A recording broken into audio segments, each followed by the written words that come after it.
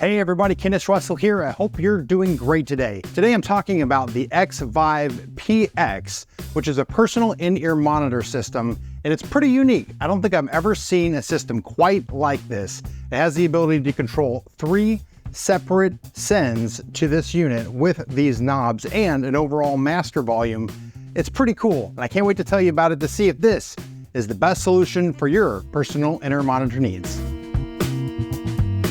So let me explain how the PX actually works. There are 2 separate units that are essentially connected via an Ethernet cable.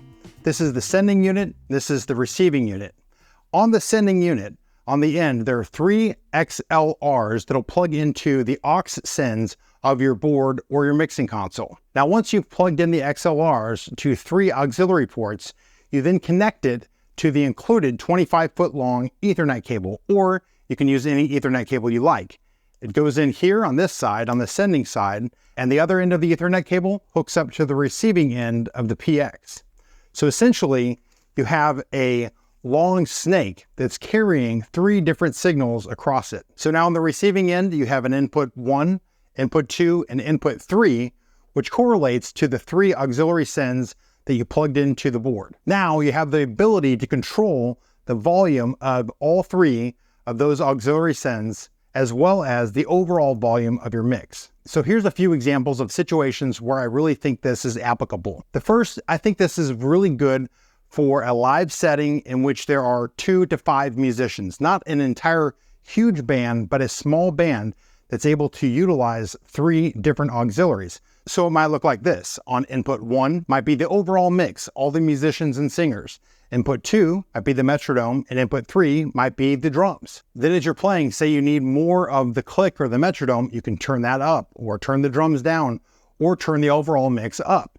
Or another case scenario, suppose you're a singer and you want to be able to hear your vocal as well as the musicians, as well as whatever backing tracks you might be playing to. Then you would route it with the first auxiliary going to input 1 as your voice, input 2, all the musicians, input 3, the backing tracks. And even if you had a digital board in which you were using a tablet to control the mix, this is still a benefit because you could route the click track or the cues or the backing tracks into any of these 3 inputs and increase the volume of those signals on the fly with the knob.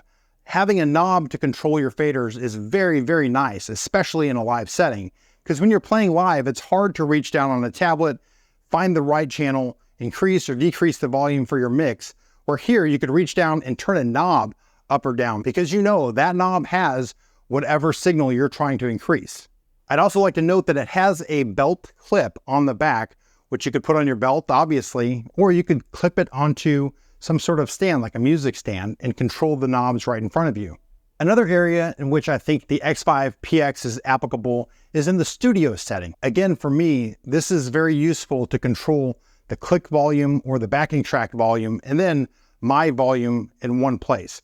Rather than having to go into the software to get it perfect for my mix, I'm able to, on the fly, use these knobs to adjust the volumes. I'd like to note that it comes with 3 XLR to 1/4-inch adapters. So if your interface or your board does not accept XLRs, you can use the 1/4-inch adapter to hook it up. On the receiving side too, there is a door here in which you can use 2 AAA batteries to power the unit.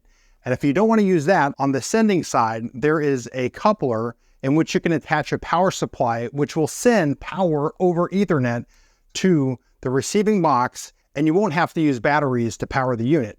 That's a huge plus. Also, inside this door on the receiving end, there are dip switches in which you control whether the input is left, right, or stereo. So if you like the click in just your right ear, you can use these dip switches to adjust that. If you like your voice just in the left ear, you can do that as well. I'm also really impressed with the build quality of the Xvive PX. Its metal boxes, the knobs, everything seems very sturdy, like it should last a long time. So that's the Xvive PX. Hopefully this video was helpful to you in determining whether this is a good solution for your personal in-ear monitor needs. Kennis Russell out. Thank you so much for watching, and I'll see you in another video.